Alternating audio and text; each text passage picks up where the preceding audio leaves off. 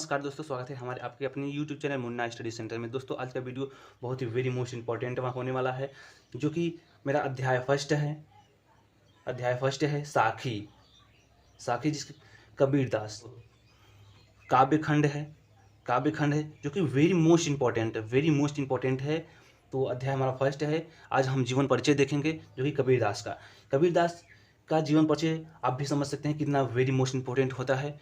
तो और मैंने काव्य खंड का फर्स्ट वीडियो है और गद्य खंड काव्य का मैंने ऑलरेडी एक वीडियो बना चुका हूं, जो कि फर्स्ट अध्याय था बात, जिसके लेखक थे पंडित प्रताप नारायण मिश्र। तो उसका लिंक आपको डिस्क्रिप्शन में मिल जाएगा, वहां से देख लीजिएगा।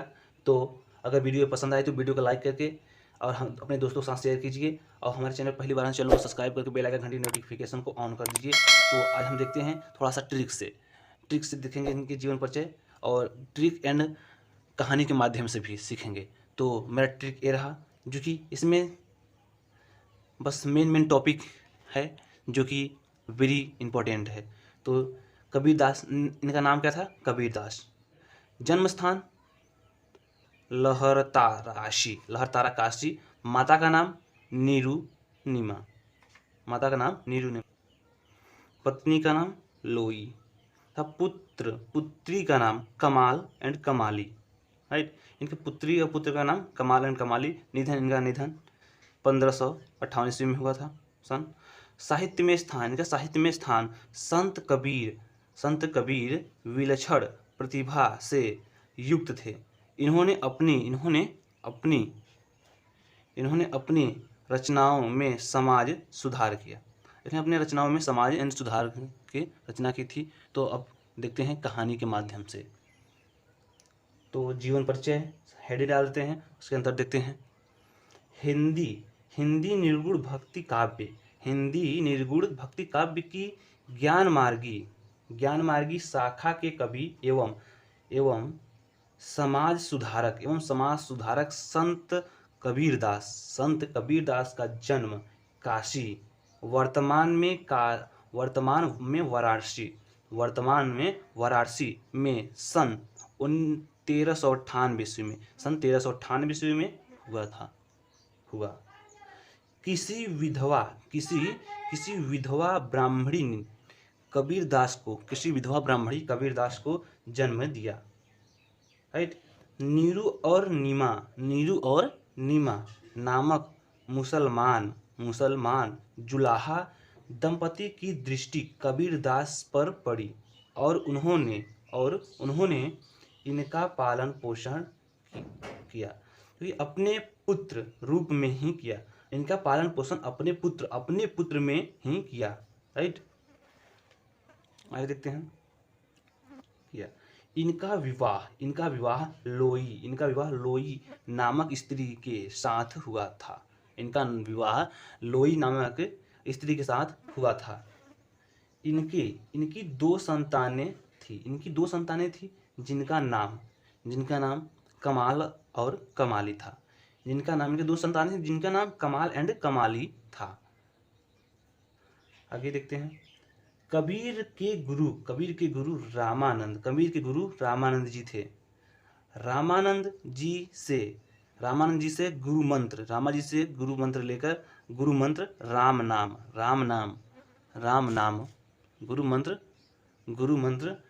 नाम पाकर कबीरदास संत महात्मा बन गए। रामानंद जी से गुरु मंत्र मतलब राम नाम पाकर कबीरदास संत महात्मा बन गए। आगे देखते हैं।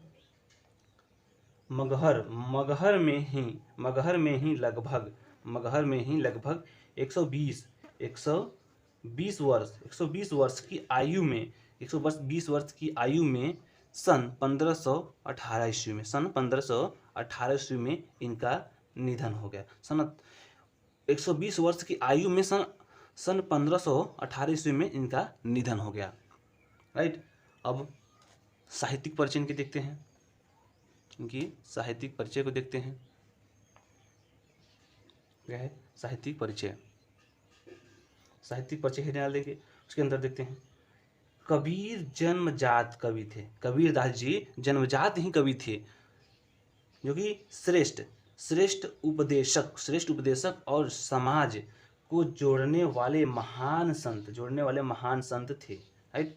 इन्होंने पुस्तकीय शिक्षा प्राप्त नहीं की। इन्होंने पुस्तक मतलब किताब से शिक्षा प्राप्त नहीं की थी।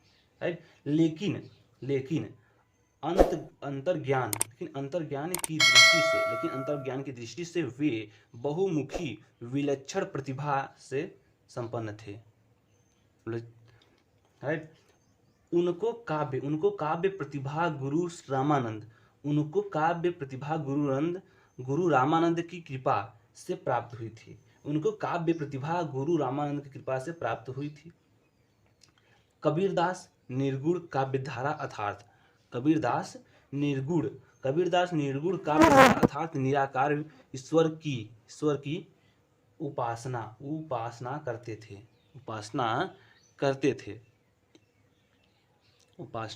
करते थे। कबीरदास जी के धार्मिक विचार बहु उदार थे। इनके विचार धार्मिक बहुत ही उदार थे। गुरु महिमा ईश्वर भक्ति आदि पर इन्होंने विशेष बल दिया था। गुरु महिमा ईश्वर भक्ति पर इन्होंने विशेष बल ध्यान दिया था। राइट। आगे नेक्स्ट देखते हैं जो आगे है।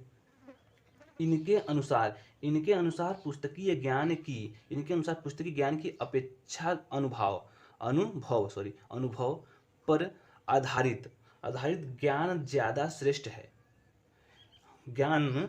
श्रेष्ठ है। ये मनुष्यों को समान दृष्टि से देखते थे। ये सभी मनुष्यों की एक समान दृष्टि देखते थे। कौन? कबीरदास जी। इन्होंने हिंदू तथा मुस्लिमों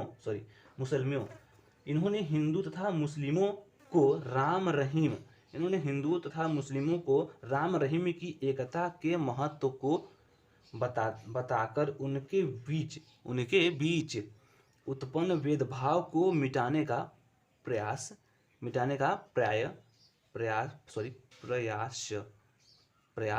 किया। राइट। इन्होंने हिंदू तथा मुस्लिमों को राम रहीम की एकता के महत्व को बताकर उनके बीच भेदभाव को मिटाने का प्रयास किया। राइट। आगे नेक्स्ट देखते हैं इनकी कृतियां। नेक्स्ट हमारी रहती है कृतियां। तो कृतियां देखते हैं इनकी। कबीर की रचनाएं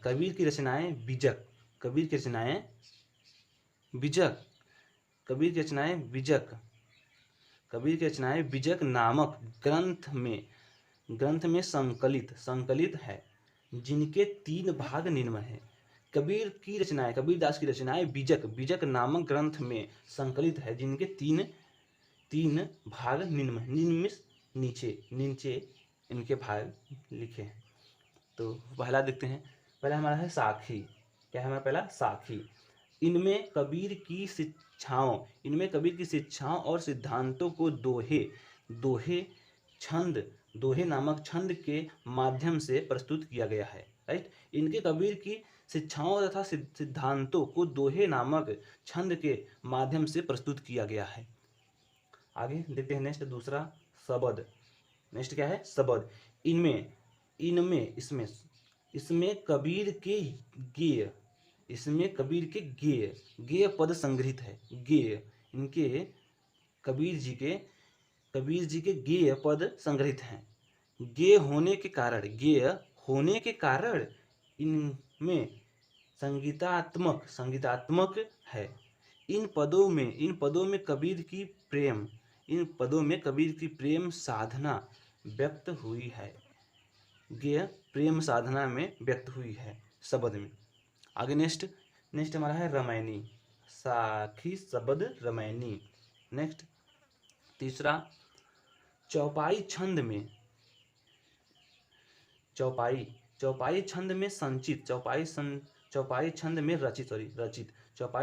रचित इन पदों में कबीर के रहस्यवादी दार्शनिक विचार दार्शनिक विचार प्रकट हुए हैं।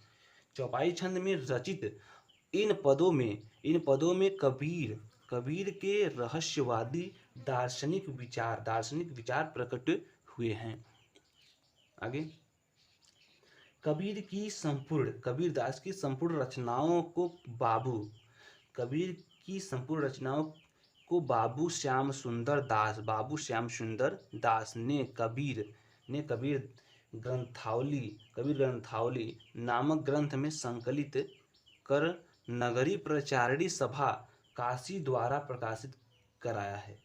कबीर का संपूर्ण रचनाओं को बाबू श्याम सुंदर दास ने कबीर ग्रंथावली नामक ग्रंथ में संकलित कर नागरी प्रचारिणी सभा काशी द्वारा प्रकाशित कराया है। राइट। तो अगर वीडियो पसंद आई हो तो वीडियो को लाइक करके अपने दोस्तों के साथ शेयर कीजिए। और हमारे चैनल पर पहली बार आए हैं तो चैनल को सब्सक्राइब करके बेल आइकन घंटी को नोटिफिकेशन ऑन कर लीजिए, ताकि जो मैं अगला वीडियो बनाऊं आप तक जरूर पहुंचे। तो मिलते हैं अगली वीडियो में। जय हिंद।